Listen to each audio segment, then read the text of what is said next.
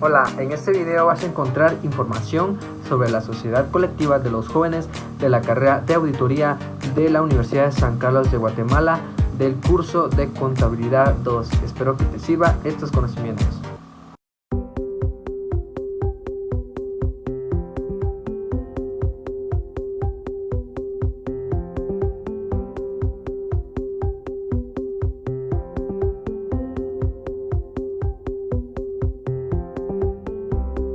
La sociedad colectiva. Esta sociedad está conformada por dos o más socios. No tiene un límite de cuántos socios puede tener. Puede tener 2, 5, 10, 100, no tiene un límite. La razón social de esta sociedad está conformada por el apellido de un socio o dos. Esta sociedad también tiene dos tipos de socio: el socio capitalista o el industrial. El capitalista es el que aporta el capital o los bienes. El industrial es el que aporta el trabajo o el conocimiento. Está conformada por una junta de socios y un representante legal. El representante legal puede formar o es uno de los socios o es una persona externa de la sociedad. Es la única sociedad que cuenta con una cuenta promesa. Esta sirve para que uno forma parte de la sociedad prometiendo aportar una cierta cantidad de capital o de bienes en un determinado tiempo. Esta sociedad, las responsabilidades de sus socios es ilimitada.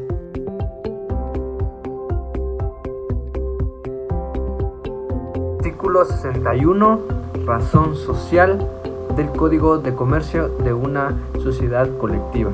La razón social se forma con el nombre y apellido de uno de los socios o con los apellidos de dos o más socios, con el agregado obligatorio de la leyenda y compañía sociedad colectiva, leyenda que se puede abreviar como ICIA SC. Este artículo permite establecer que la razón social de la sociedad colectiva sea como un equivalente del nombre de las personas individuales.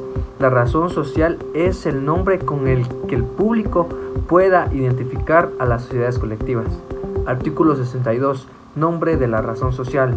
La persona que, no siendo socio, permita que figure su nombre en la razón social queda sujeta a las mismas obligaciones y responsabilidades de los socios. Sin embargo, si el nombre completo o el apellido de un socio que se hubiere separado de la sociedad hubiera de mantenerse en la razón social, por haberlo convenido así con los demás socios o por haber autorizado a sus herederos, deberá agregar la razón social la palabra sucesores, que podrá abreviarse SUX.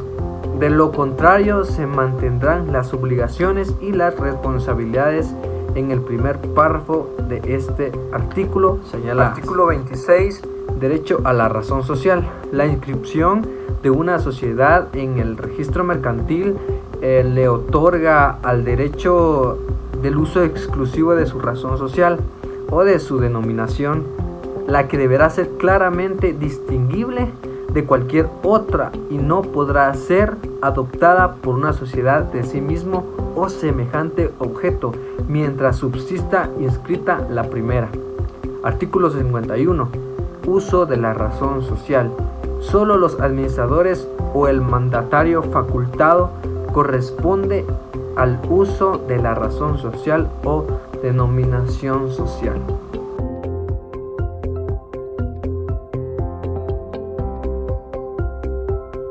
Requerimiento de capital mínimo en una sociedad colectiva.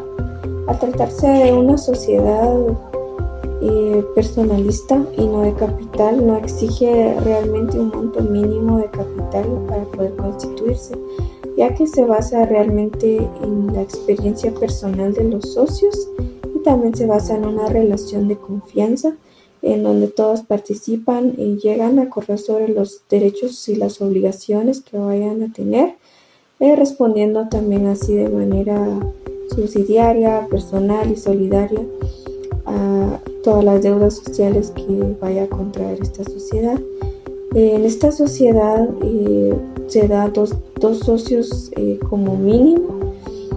También se da lo que son dos tipos de aportación, ya sea de trabajo, en la cual participa pues el socio industrial, que no llega a tener ningún derecho sobre la administración de la sociedad, y por el otro lado que lo de capital y trabajo, que se convierte en la figura capital de la sociedad, que llega a tener los derechos de gestión y administración de la sociedad.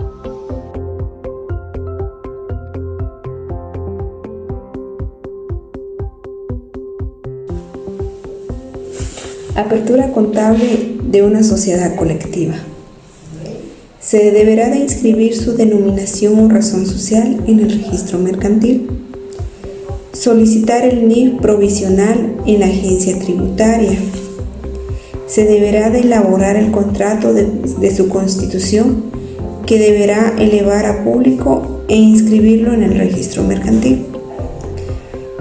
El contrato deberá de contener el nombre completo e identificación de cada uno de los socios y el capital que haya aportado cada uno de ellos.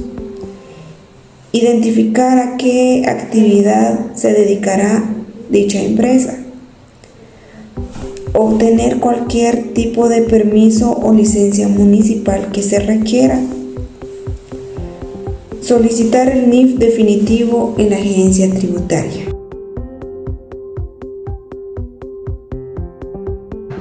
Capital total y parcialmente pagado.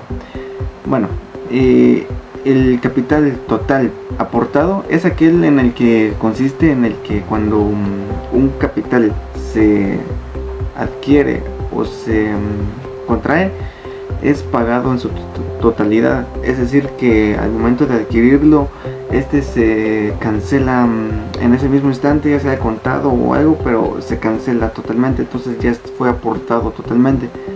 En cambio, por otro lado, el capital parcialmente aportado es aquel en el que consiste que al momento de adquirir ese capital, este todavía, por ejemplo, quien lo haya adquirido no tenga la posibilidad de pagarlo totalmente, entonces lo hace ya sea por pagos o por bienes, o solo llegan a un acuerdo con los socios o otros aportadores en el que se dice que se va a pagar en un futuro, ya sea ellos convengan el trato a través de palabra, o sea, si oral, o se deje dictaminar en por escrito de que ese pago se va a realizar en un futuro.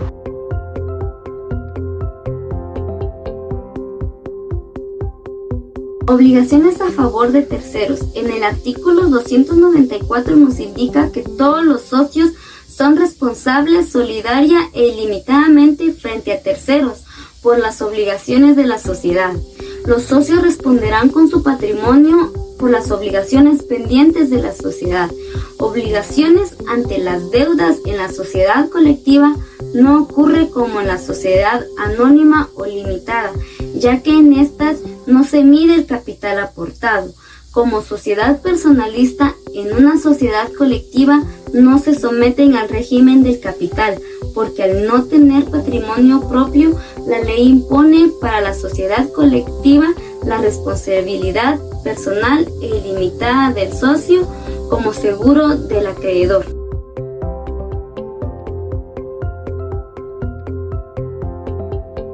En cuarto caso tenemos la sociedad registra una ganancia y debemos de tener a la vista la escritura social, ya que es como una llave para abrir la contabilidad, y además vamos a encontrar información referente al capital aportado por cada socio, si es en especie o dinero, si consiste en valores materiales o intangibles, si el capital está aportado en su totalidad o solo parte de él, y si los bienes aportados están libres de gravámenes o con ellos, entre otros.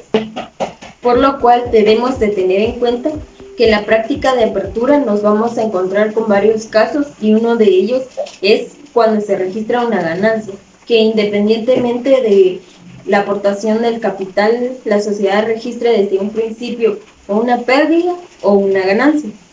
En el Código de Comercio, en el artículo 33, nos habla sobre la distribución de utilidades y pérdidas y nos lleva a que los socios tienen derechos y obligaciones.